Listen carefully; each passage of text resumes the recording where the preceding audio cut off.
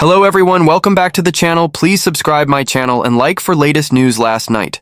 Reports began circulating of a dramatic drone offensive over St. Petersburg, with claims that as many as 230 Ukrainian drones struck the city in one operation. Whether the exact number is accurate or exaggerated, the incident underscores a sharp escalation in Ukraine's willingness and capability to project force deep into Russian territory. Tonight, we'll unpack what reportedly happened, examine the possible motivations, look at how Russia may respond, and ask, what does this mean for the future of this conflict? According to the video report titled, 230 Ukrainian drones hit St. Petersburg in one night, Russia now in chaos, the drones targeted key infrastructure and military assets in and around St. Petersburg. The attack is described as both a show of force and a strategic effort to disrupt Russia's energy, logistics, and psyche. As we dig deeper, it's important to flag that independent confirmation of all claims is scarce. In such high-stakes events, the fog of war and propaganda make certainty elusive. Let's begin with the what. The drones are reported to have struck oil depots, refineries, possibly rail corridors, and other infrastructure tied to Russia's war economy. Some were intercepted, others allegedly succeeded in causing damage. Smoke, explosions, and fear among civilians in the city reportedly followed. These kinds of drone strikes are part of a broader trend. Ukraine in recent months has increasingly taken the fight into Russian territory using unmanned aerial vehicles, pushing Russia's defenses and forcing Moscow to divert resources to protect its own rear. But why now? And why St. Petersburg? St. Petersburg is more than a symbolic target. It is one of Russia's major cities, with critical industrial zones, ports, and energy facilities nearby. By striking there, Ukraine sends a message: no part of Russia is off limits. Strategically, if one can threaten energy hubs and logistics centers, you force your opponent to siphon off air defense, resources, repairs, and attention from the front lines. Psychologically, it shakes confidence among the Russian public and elites about how safe inside Russia really is. In addition, Ukraine may view this kind of strike as retaliation or escalation in response to Russian attacks on Ukrainian cities. It can also be used to demonstrate advances in drone and unmanned systems, showing off new reach, persistence, or swarm capabilities. If Ukraine can reliably strike deep within Russia, it changes the calculus for Moscow, in defense, in resource allocation, and in how safe its infrastructure really is. Yet, significant challenges remain. First, accuracy and intelligence. Hitting the correct targets with drones that are exposed to air defenses is tough.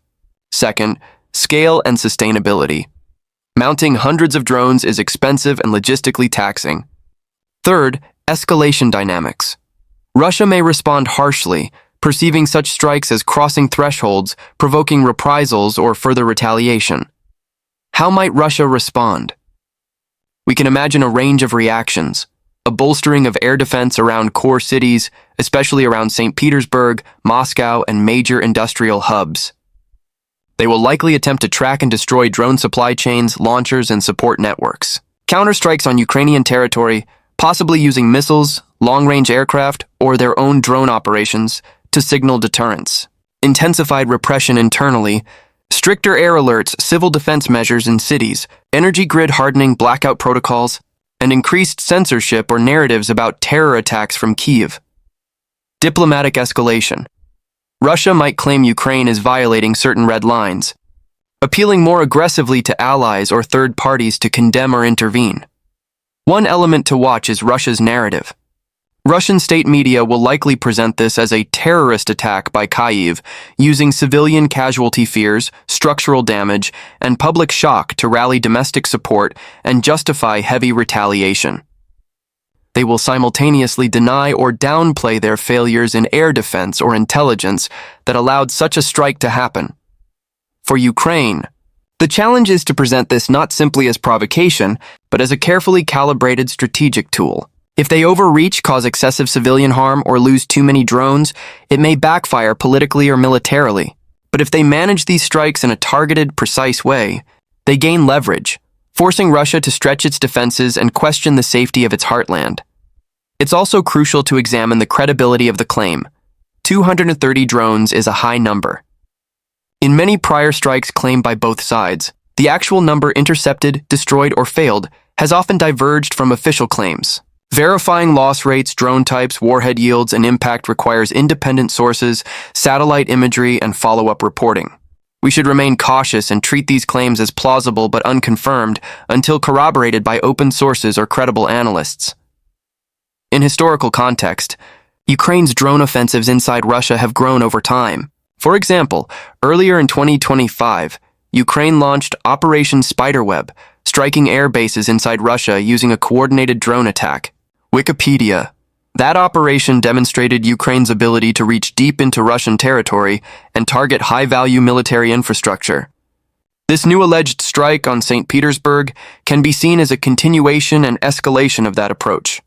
From military bases to economic infrastructure to urban centers, we should also consider the risk of escalation spirals.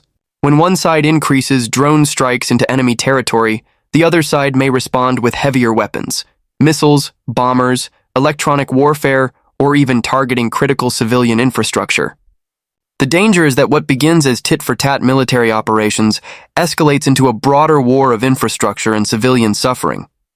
The balance Ukraine must maintain is to threaten and punish without triggering an uncontrollable escalation that damages Ukraine's interests more. Another dimension is the regional and international audience. Such bold strikes can influence opinion abroad, showing that Ukraine is not just defending, but can take the fight into Russia. This may affect support from allies, arms deliveries, and diplomatic posturing.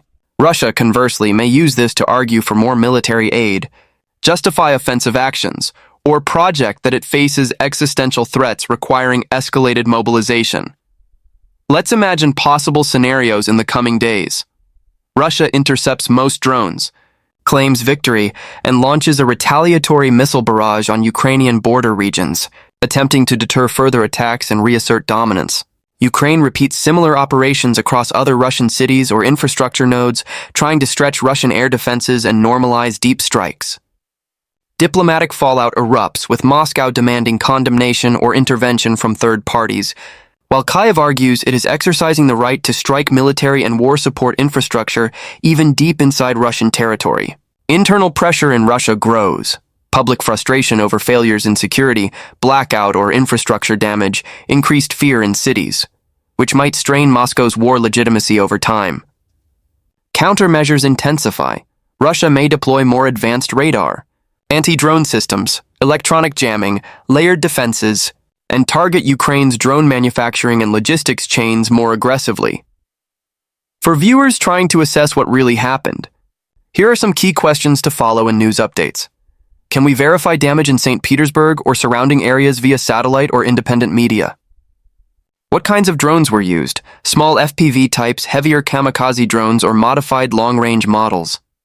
What proportion were intercepted, destroyed, or neutralized?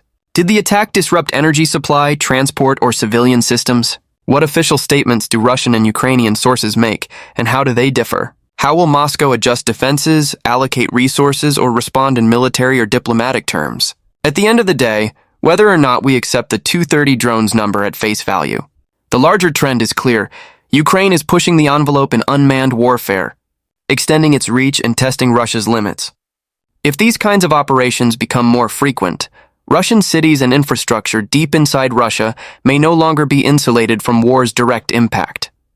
That makes this claimed strike on St. Petersburg, a marker of potential escalation, a signal that the war is not only fought in eastern Ukraine, but increasingly on Russia's doorstep. Thanks for watching.